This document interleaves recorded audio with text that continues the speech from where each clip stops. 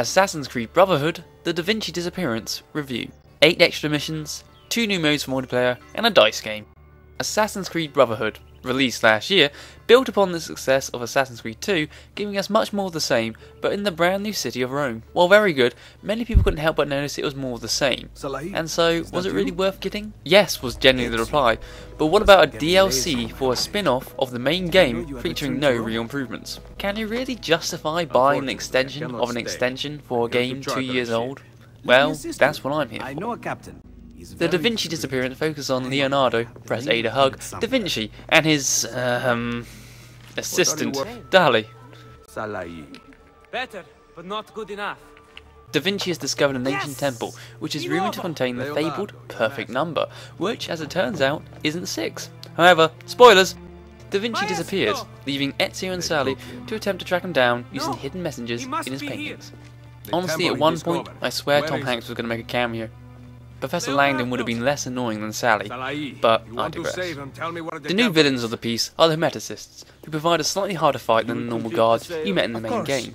They're also searching for Leonardo's paintings, which were last seen in the hands of the Borgia. So Ezio pays a visit to everybody's favourite incestuous noble woman, Lucrezia. We also meet up with an old enemy, who was so completely forgettable I had to look up who he was meant to be. We visit the Castel Sant'Angelo, and visit 2 completely new areas. Yes, Lucrezia is hiding out in a massive villa outside Fiera, where Ezio must sneak past all the guards. To me it seems a lot like that section in Zelda Ocarina of Time.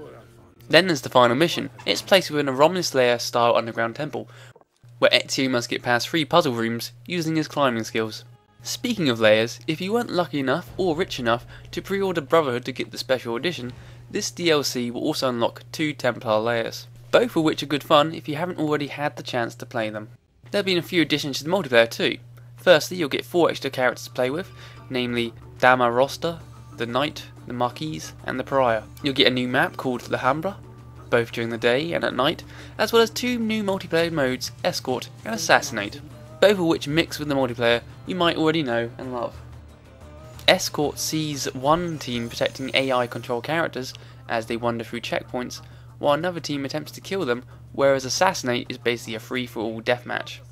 Yep, no longer will you be required to find a target and have set people target you, it's simply a case of finding who the player control characters are and killing them. This means you have to be as inconspicuous as possible. Something I'm apparently not very good at. Then you have an extra little minigame. Honestly though, most people won't even notice. There are a couple of new achievements to get, which oddly enough aren't isolated to the Da Vinci DLC and are based across the whole game. One new achievement is getting 100% sync on everything in the game. Also 5 Harlequins, character from the multiplayer, are scattered over Rome who will attack Ezio, and beating them up is also yet another new achievement. The Da Vinci Disappearance DLC costs 800 Microsoft points on the Xbox 360, or for the PS3, $9.99. While those who wait for the PC version will get the DLC included for free.